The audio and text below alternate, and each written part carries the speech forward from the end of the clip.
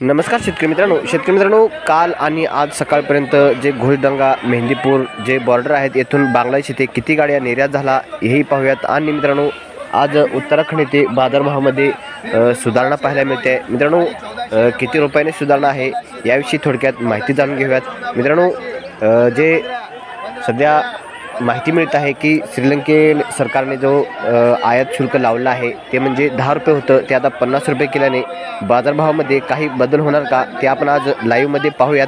पण शेतकरी मित्रांनो, आता सध्या पाहूयात आपण जे बांगलादेश बॉर्डर येथे किती गाडी निर्यात झाला, त्याला भाव किती मिळाला आणि उत्तराखंड येथील बाजारभाव। मित्रांनो, उत्तराखंड येथे आज बाजारभावाची परिस्थिती पाहिली तर नाशिकचा जो 1 नंबर क्वालिटीचा कांदा आहे त्याला 21 रुपये एवढा बाजारभाव मिळतोय आणि ॲव्हरेज कांद्याला 19 रुपये एवढा बाजारभाव मिळते।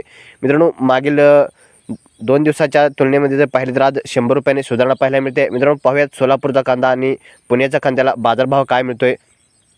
तर शेतकरी मित्रांनो, जो पुण्याचा 1 नंबर क्वालिटीचा कांदा आहे त्याला 22 रुपये एवढा बाजारभाव मिळतोय आणि जो सोलापूरचा 1 नंबर क्वालिटीचा कांदा आहे त्याला सुद्धा आज 22 रुपये एवढा बाजारभाव मिळतोय। मित्रांनो, कालच्या आणि परवाच्या तुलनेमध्ये इथे सुद्धा 200 रुपयांनी वाढ पाहायला मिळते मित्रांनो। आणि जो शहाजापूरचा कांदा आहे त्याला सुद्धा 19 रुपये एवढा बाजारभाव मिळायला पाहायला मिळतोय।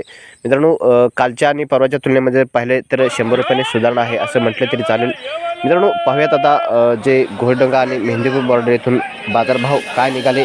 मित्रांनो, काल दिवसभरापासून जर पाहिले तर 1 ते 2 गाडी निर्यात झाली जे घोडदंगा बॉर्डर आहे येथून, आणि जे मेहंदीपूर आणि हिली बॉर्डर आहे येथून मित्रांनो काल कुठलीही गाडी निर्यात झाली नाही। पण दिवसभर झाली नसली तरी संध्याकाळी 6च्या नंतर टोटल गाडी निर्यात जर पाहिली 14 गाडी ही निर्यात झालेली आहे। मित्रांनो, काल दिवसभर निर्यात झाली नाही झाली तरी संध्याकाळी रात्रीपासून निर्यात झाली आहे आणि आज सकाळी ही 4 का 5 गाडी काहीतरी निर्यात झाली असं निर्यातदारांचं म्हणणं आहे।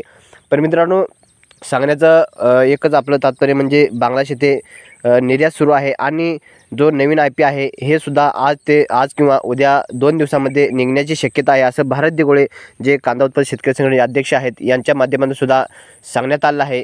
पण मित्रांनो, लवकरच IP निघणार असल्याने सध्या शेतकरीसुद्धा कांदा आणायचे थांबवण्याच्या प्रयत्नात आहेत। पण मित्रांनो, सध्या जर पाहिलं कालच्या माहितीनुसार जे श्रीलंका सरकारने आयात शुल्क वाढवल्याने बाजारभाव थोडे स्थिर होण्याची शक्यता आहे असं वाटतं। पण मित्रांनो, पाहूयात आपण आज बाजारभावामध्ये काही सुधारणा काही बदल होते का। धन्यवाद।